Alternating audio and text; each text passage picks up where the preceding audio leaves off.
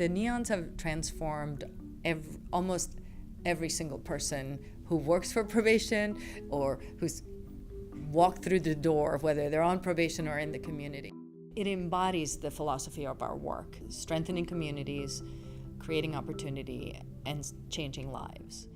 While there's a lot of literature on the fact that we should be working with communities, there wasn't a lot of information on how we should be doing it. So that, I think, is one of the main things that have made the NeON successful, is that we've viewed the community and worked with the community as a real partner through sharing resources, sharing decision-making power with them as well, to determine what is the best things that we can do within these communities, but also with the communities. The communities where the NeONs are in East New York, in Bedford-Stuyvesant, in Brownsville, in Harlem, South Jamaica, Community District 1, the northern part of Staten Island, and the South Bronx. There was a study that was done at the Green Haven Correctional Facility by a group of inmates, and what that study found was that, one, in New York State, over 85% of the population was either Black or Latino, and over 75% came from 7 New York City neighborhoods. And now if you fast forward into 2010, when we started to think about new ways to serve the residents that we work with, it was those same 7 communities where we had concentrations of residents who were on probation supervision. And so we decentralized our staff from who were mostly in or around court buildings out into these neighborhoods, but in very intentional and specific ways. That has greatly affected the way that the community sees people on probation and the Department of Probation, and the way that people on probation see themselves and the department as well, and our staff, how they see their probation clients, how they see the community. It's kind of leveled the playing field in many ways. Everybody's able to get at a more real sense of the work that needs to be done to keep a person out of the system. I really enjoyed the workers, the people, because they really care, and you see it. It's not just because they get a paycheck. And this way they're helping young people who may be on probation, or even if they're not on probation, they got sisters and brothers to make sure that their skills come out. A lot of these young people got a lot of skills, but it never came out until now. I didn't think probation would be like this. I don't think probation would help me better myself and better the skills that I need to become successful in life. I just thought probation was just a place that you just come, you just sit down, just wait to see a probation officer, and just have a nice day. Most people, when they get put on probation, don't want to come to probation.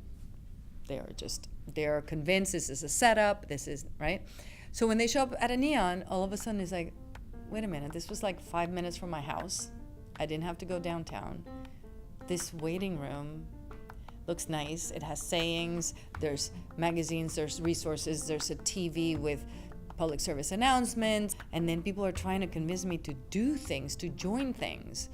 So that in and of itself reduces anxiety, gets somebody to maybe engage more, and then when they see their probation officers kind of at their same level in many ways, doing things with them, right, and not to them, that adds an engagement component that is critical for anybody to then take stock of where they are and where they need to go to stay out of the system. I didn't even know what a NeON was. I just thought it was probation. I thought every borough had a probation. I didn't even know it was called a NeON. My probation officer, Raymond Napier, he recommended the program to me. He thought it would be a good idea for me and help me put myself out there.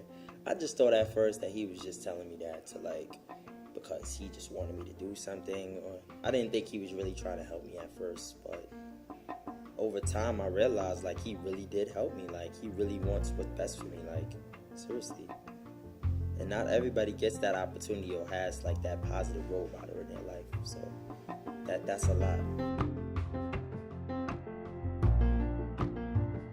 Let me tell you, I've never seen anybody do the layup. Y'all actually doing it real. Y'all even have to use your left hand. I think of it as action and protect myself with my mind.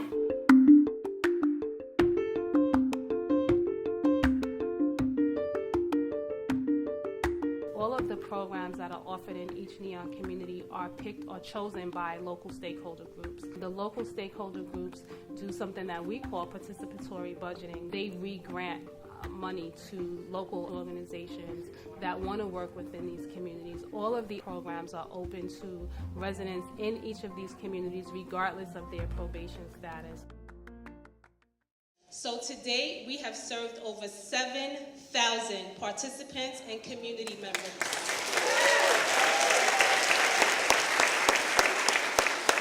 We've invested over $1 million in young people, neighborhoods, and the creation of new parks for all of us to enjoy. So it's really this world of possibility that they never thought was available to them on an individual level. And then also that impacts the community because they're also now seen in their communities as somebody who's contributing to the community.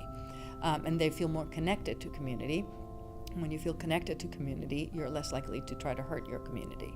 I see us actively deepening the model and coming up with new ways to expand opportunities, whether it be through entrepreneurship, through employment, finding new ways to work with the residents and bring them together in settings where we can have dialogue and conversations. And our partnerships are expanding. We have personal philosophies about the people on probation, and that, to borrow Brian Stevenson, is that a person should not be defined by the worst act they have ever committed.